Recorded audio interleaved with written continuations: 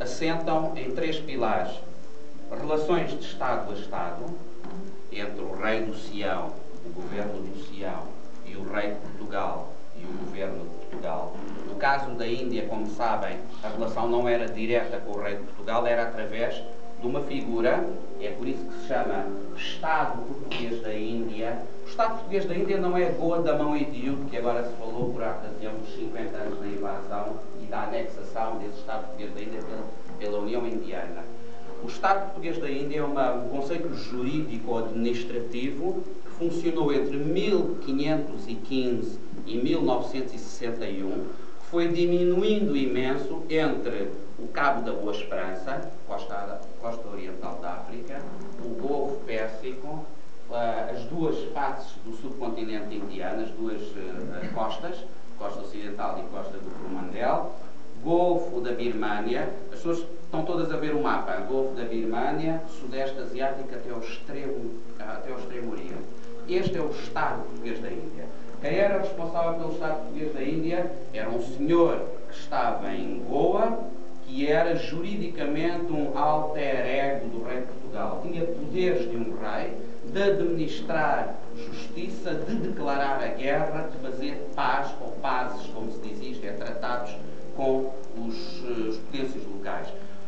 Esta relação é um dos vetores que aqui vamos encontrar. A relação de igual entre um homem que é vice-rei, mas para todos os efeitos é um rei, e o rei do Sião. Outro vetor que aqui vamos encontrar, que é o vetor religioso missionário.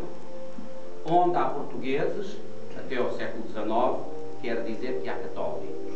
Quer dizer que Portugal, para além do Estado da Índia, o Estado Português da Índia, tinha o chamado Padroado do Oriente.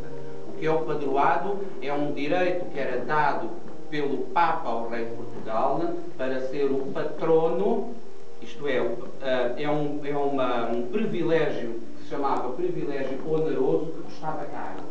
Não ganhávamos nada com isso, mas tínhamos de transportar, vestir, construir igrejas, construir colégios, construir hospitais e leprosarias, transportar esses padres e protegê-los e colocá-los ao longo da rede de missões que não tinha a ver com o Estado Português da Índia. O Estado Português da Índia são territórios onde há um oficial português, representa o rei de Portugal, cobra impostos, constrói fortaleza, e aquilo é soberania do rei de Portugal. O padroado é fora também do Estado. Quer dizer que nós estávamos do Cabo da Boa Esperança até Nagasaki, no Japão, a desenvolver duas atividades diferentes. Extremamente caro, extremamente adverso, porque não só tínhamos inimigos políticos, como tínhamos inimigos religiosos. Inimigos religiosos não só dos locais, como também dos outros europeus, que consideravam uma injustiça que Portugal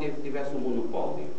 Em terceiro lugar, há uma terceira componente, aquela que nós humanamente temos de dar maior atenção e maior interesse em termos de investigação, porque está muito por fazer, que é a presença dos portugueses comuns, os chamados portugueses que iam pelo rio acima, com aquela música, por esse rio acima, eram os aventureiros. Havia portugueses em todo o lado que se fixavam, como se dizia na altura, assentavam no local, casavam com naturais.